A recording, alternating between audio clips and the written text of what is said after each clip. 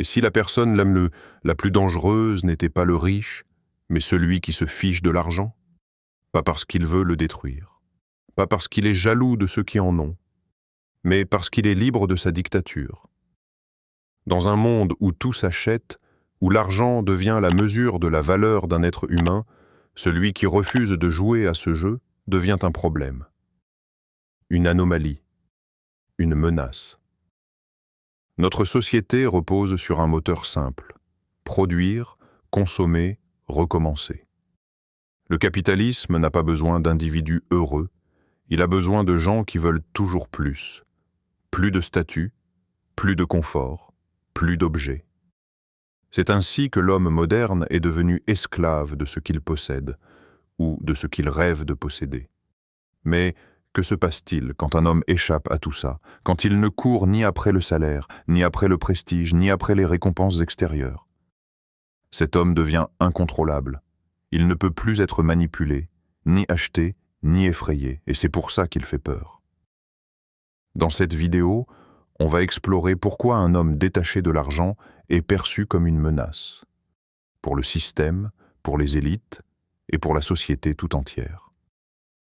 L'argent, aujourd'hui, n'est pas seulement un moyen d'échange. C'est un levier de pouvoir. Il influence les choix, les ambitions, les relations et même les rêves. Il dicte ce que tu fais de ta vie, où tu vis, ce que tu manges, avec qui tu traînes, ce que tu oses dire, où t'es. Derrière chaque grande décision, qu'on le veuille ou non, il y a souvent une considération financière. L'argent a remplacé la morale, l'honneur, la loyauté. On ne demande plus si quelque chose est juste, mais si c'est rentable. Et ce n'est pas un hasard. Le système a été construit ainsi. Il ne cherche pas à te rendre libre. Il cherche à te rendre dépendant. On t'apprend à désirer, à vouloir, à comparer. Tu es formaté pour penser que tu n'as jamais assez. Assez de confort, assez de sécurité, assez de reconnaissance. Résultat, tu cours, tu consommes, tu travailles, pour ne jamais vraiment atteindre la satisfaction. La dette est un piège parfait. Prends un crédit et tu deviens immédiatement docile. Tu ne peux plus dire non, tu ne peux plus tout plaquer, tu ne peux plus t'arrêter. Tu es enchaîné. Et plus tu veux t'élever socialement, plus tu dois t'endetter, t'engager, t'attacher à un mode de vie qui te dépasse. Mais que se passe-t-il quand un homme refuse ce jeu? Quand il choisit une vie simple, libre, détaché? Quand il ne désire pas briller mais être en paix? Cet homme devient un électron libre. Il est impossible à dominer. Il n'a rien à perdre, donc rien à craindre. Il ne cherche pas de validation, donc ne se laisse pas séduire. Il devient insaisissable et donc incontrôlable. C'est pour cela que les sages, les mystiques, les rebelles spirituels sont si souvent ridiculisés, voire marginalisés. On les montre du doigt, on les traite d'illuminés, de fous, d'utopistes. Pourquoi? Parce qu'ils ne rentrent pas dans le moule, parce qu'ils existent sans dépendre, parce qu'ils prouvent par leur seule existence qu'une autre manière de vivre est possible, loin du diktat de l'argent. Et ça, pour le système, c'est insupportable. Parce que si d'autres commencent à les écouter, à les imiter, c'est toute la logique de contrôle qui commence à vaciller. L'homme détaché de l'argent n'est pas seulement libre économiquement, il est libre mentalement. Là où la majorité agit en fonction de ce qui rapporte, ce qui impressionne ou ce qui élève socialement, lui choisit ce qui est aligné avec ses convictions. Il n'a pas besoin d'approbation. Il ne cherche pas à plaire ni à être validé par un système qu'il refuse de servir. Il vit selon ses propres règles et rien n'est plus subversif que cela. Dans une société qui impose ses normes à travers le profit, la réussite financière est devenue l'unique boussole. Tu n'es important que si tu gagnes bien ta vie. Tu n'es crédible que si tu monétises ton talent. Même la créativité, la foi ou l'engagement doivent aujourd'hui rapporter quelque chose pour être considérés. L'homme détaché de tout cela dérange. Il ne veut pas vendre son âme, ses pensées, ses créations.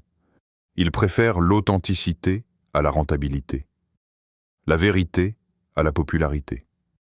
Et c'est précisément ce qui le rend dangereux.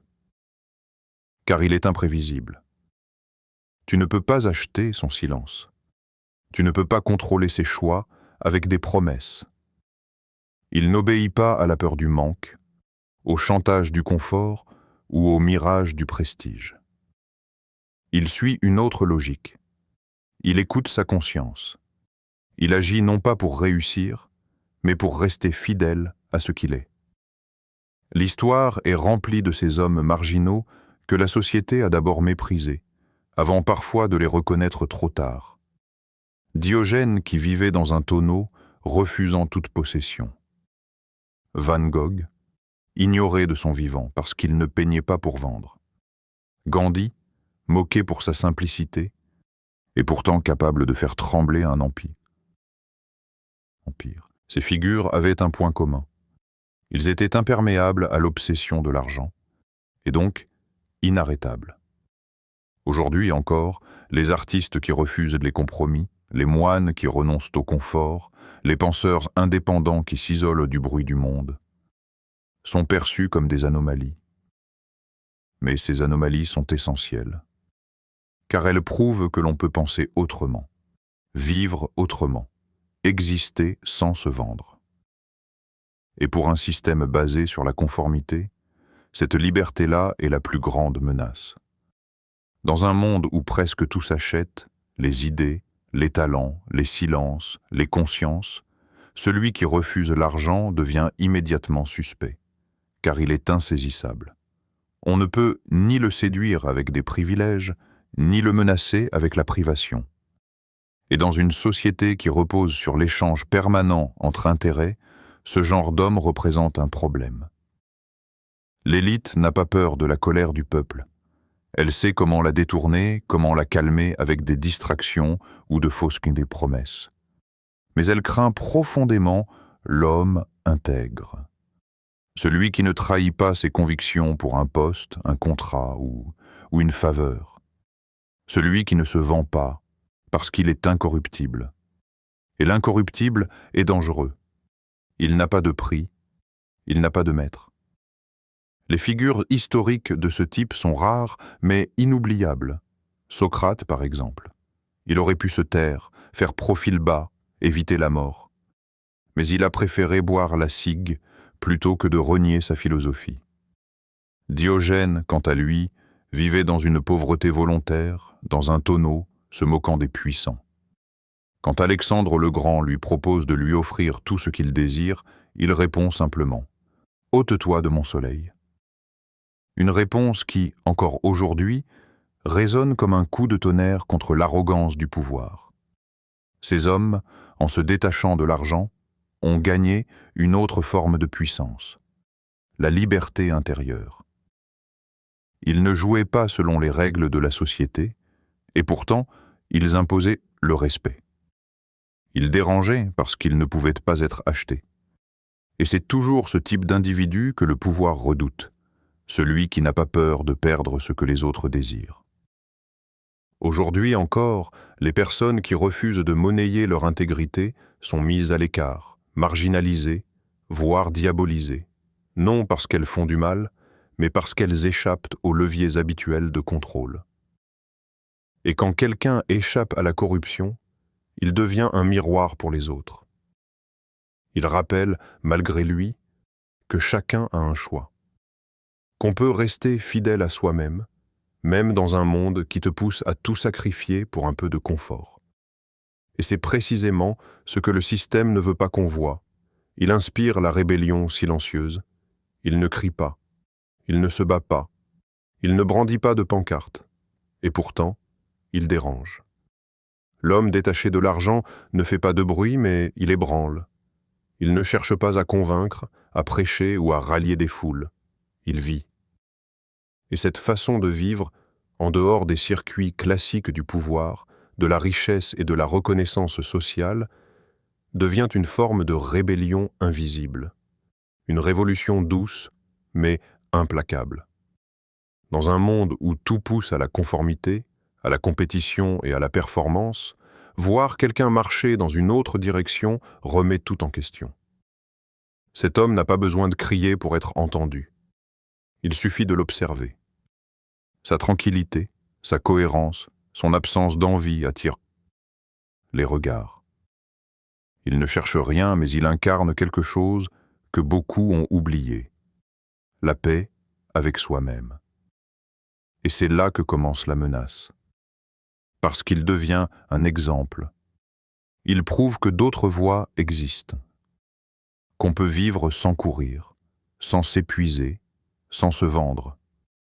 Il montre, sans le dire, que la peur du manque est une illusion entretenue. Que l'abondance n'est pas seulement financière, mais intérieure. Et surtout, qu'on peut exister en dehors du regard des autres, sans chercher à se conformer. Le système ne craint pas les cris de colère. Il sait les étouffer, les réprimer, les retourner. Mais il craint les transformations lentes, profondes, individuelles, celles qui naissent dans le silence. Quand un homme décide, seul, de changer sa manière de vivre, il ouvre une brèche. Et dans cette brèche, d'autres commencent à se glisser. Petit à petit, sans bruit, une conscience nouvelle se répand. L'homme détaché de l'argent est un déclencheur. Pas un leader charismatique, mais un signal. Il fait réfléchir ceux qui le croisent. Il réveille des questions qu'on croyait enterrées. Pourquoi je vis comme ça? Qu'est-ce que je poursuis exactement? Suis-je libre? Ou seulement obéissant? Son mode de vie devient une alternative crédible, là où le modèle dominant semble de plus en plus vide. Et ce qui dérange le plus, c'est qu'il n'a pas besoin de convaincre. Il n'argumente pas. Il existe.